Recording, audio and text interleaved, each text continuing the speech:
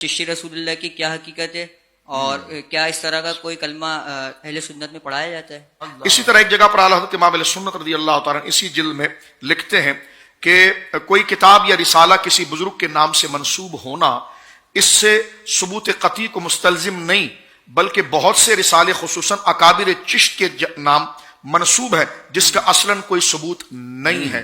کسی کتاب کا ثابت ہونا اس کے ہر فقرے کو ثابت نہیں کرتا، تو گویا کہ یہ اکابر اولیاء کی طرف اس قسم کی باتیں غلط منسوب کی گئی ہے۔ آخر میں 22ویں جلد کا ایک حوالہ پڑھتا ہوں جو صفحہ نمبر 491 پر ہے۔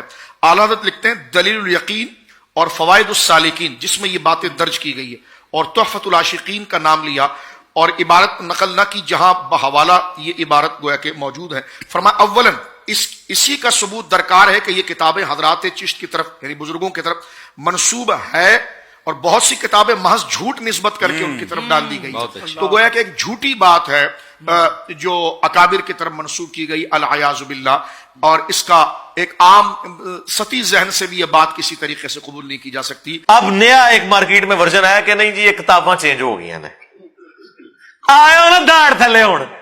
ہاں تو سرکار 10 سال پہلے تو آپ لوگ اہل حدیثوں کے ساتھ چشتی رسول اللہ کے دفاع پہ مناظرے کر رہے تھے، اس ٹائم تو آپ کو پتہ ہی نہیں تھا کہ یہ کتابیں چینج ہو گئی ہیں، یعنی یہ کوئی مجدد آیا ہے مجھے لگتا ہے آپ کے اندر جس نے آپ کو بتایا کہ آپ کی کتابیں چینج ہو گئی ہیں۔ ظاہر ہے کسی نے آگے بتایا ہوگا، اعلیٰ حضرت نے تو نہیں بتایا۔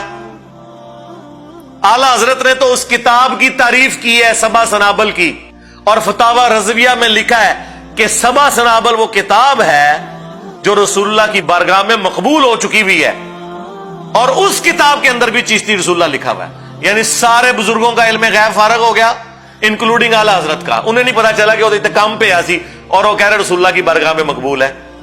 سبع سنابل میں بھی چشتی رسول اللہ لکھا ہوا ہے۔ اچھا سبع سنابل کے اندر بڑا زبردست جملہ لکھا ہوا ہے، پتہ کیا لکھا ہوا ہے اس میں؟ پھر چشتی صاحب کہنے لگے میں کون ہوں؟ میں تو رسول اللہ کے کمینے غلاموں میں سے غلام ہوں۔ تو وہ کہتا ہے اہل حدیث کو مناظرے میں کہ کہتا ہے دیکھو تم نے اگلا جملہ نہیں پڑھا کہ وہ تو اپنے آپ کو رسول اللہ کا غلام مان رہا ہے، ٹھیک ہے؟ ایک بدلے تھلے کمنٹس کی تھا واقعی کمینہ غلام ہی نکلیا ہے، ایک کمینے نہیں کام ہے اپنے نام والا کلمے پڑھانا، واقعی بڑی کمینگی حرکت کی تھی یہ، تو واقعی تو کمینہ غلام ہی ہے، ٹھیک ہے؟ کمینے والا ہی کام کیتے ہی نا اپنے نام کا کلمہ پڑھا کے۔ کیا حضرت ابو بکر عمر عثمان علی رضی اللہ عنہم اجمعین وعلیہم السلام اجمعین نے کبھی اپنے ناموں کا کلمہ پڑھایا؟ حالانکہ وہ تھے جن کی اطاعت کا حکم تھا علیکم بسنتی وسنت الخلفاء الراشدین المہدیین۔ جامعہ ترمذی میں، سنن ابی داؤد کے اندر، سنن ابن ماجہ میں، مشکات میں بھی یہ حدیث موجود ہے۔ تم میرے بعد بہت اختلاف دیکھو گے، اس وقت تم میری سنت کو اور میرے خلفاء راشدین کی سنت کو داڑھوں سے پکڑ لینا مضبوطی کے ساتھ، جس طرح میں بابے داڑھ تھلے لینے، او والا داڑھ، یہ محاورہ تھا، پوری دنیا میں بولا جاتا ہے، محاورے آلموسٹ ایک جیسے ہیں۔ داڑھوں سے مضبوطی سے پکڑ لینا اور دین میں نئی نئی بدعات سے بچنا۔ تو جن کی اطاعت کا حکم ہے انہوں نے تو کبھی ٹیسٹ کرنے کے لیے کلمہ نہیں پڑھایا، کسی طرف سے نہیں بچتے سوائے اس کے کہ یہ معافی مانگے، اپنے بزرگوں کے کرتوتوں کی بھی معافی مانگے اور کہیں کہ ہم وہ بد نصیب اولادیں ہیں جنہیں اپنے بزرگوں کے کرتوت بھگتنے پڑ رہے ہیں، جس طرح کہ اکثر ہوتا ویسے الٹ ہے کہ اولاد کے کرتوت ماں باپ کو بھگتنے پڑتے ہیں، ہم وہ بد نصیب روحانی اولادیں ہیں یا شیطانی اولادیں تو نہیں میں کہتا، کہ جنہیں اپنے بزرگوں کے کرتوتوں کو بھگتنا پڑ رہا ہے جو وہ کام ڈال کے گئے ہوئے تھے۔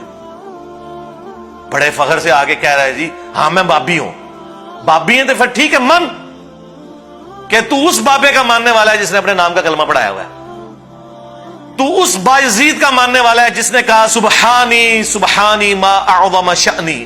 کشف المحجوب میں ایک اور بابے نے نقل کیا، تذکرۃ الاولیاء میں بھی دوسرے بابے نے تیرے نقل کیا، اور جھوٹی تعویل کی کہ ان کے منہ سے اللہ بول رہا تھا۔ استغفر اللہ، یہ عقیدہ تو رسول اللہ کے بارے میں بھی نہیں ہے ہمارا کہ رسول اللہ کے منہ سے اللہ بولتا تھا۔ ہم کہتے ہیں وما ينطق عن الهوى ان هو الا وحی یوحى، یہ اپنی خواہش نفس سے کچھ نہیں کہتے، یہ وہی کہتے ہیں جو اللہ تعالیٰ انہیں وہی کرتا ہے۔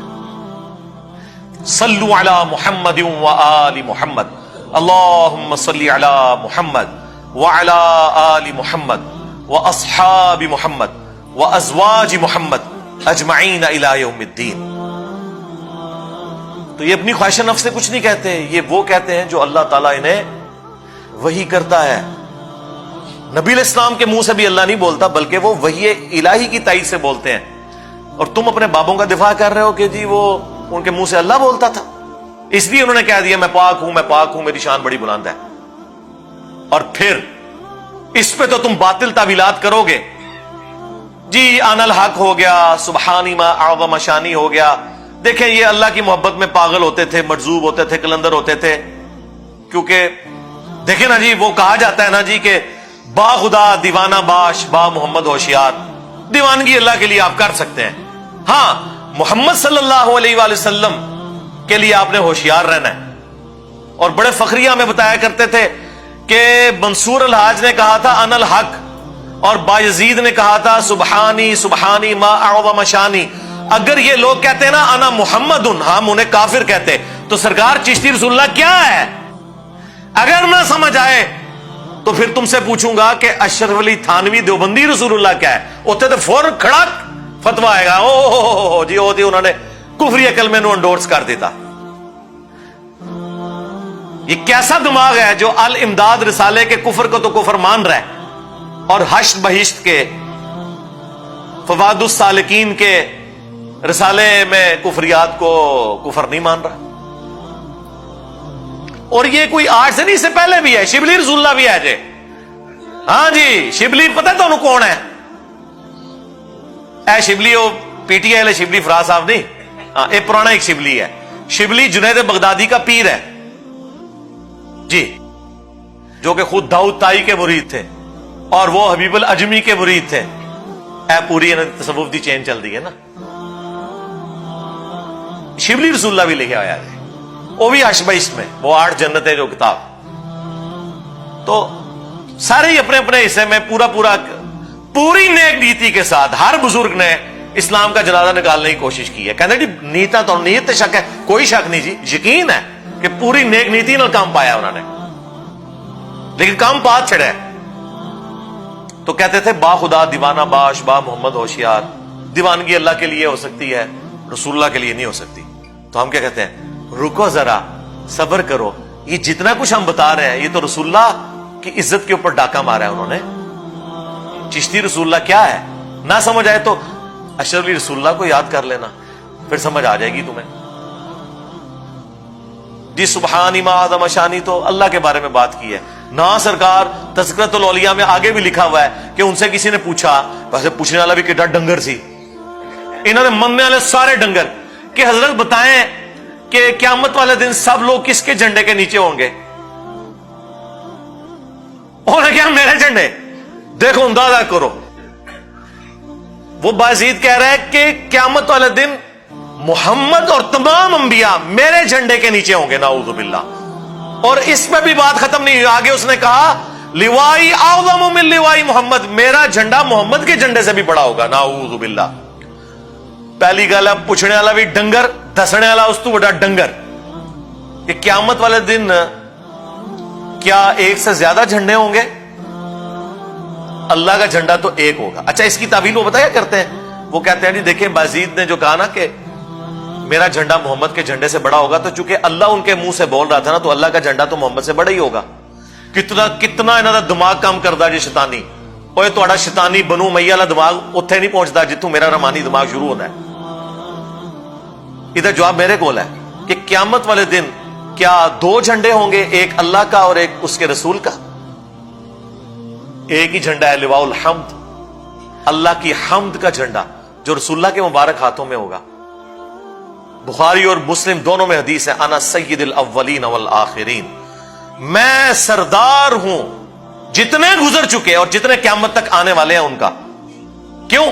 کہ میں اللہ کے حضور ان کا خطیب بنوں گا، جب کوئی ان کی طرف سے سفارش نہیں کر سکے گا، میں اللہ کے حضور سجدہ کروں گا اور اللہ تعالی شفاعت کا دروازہ مجھ پہ کھولے گا۔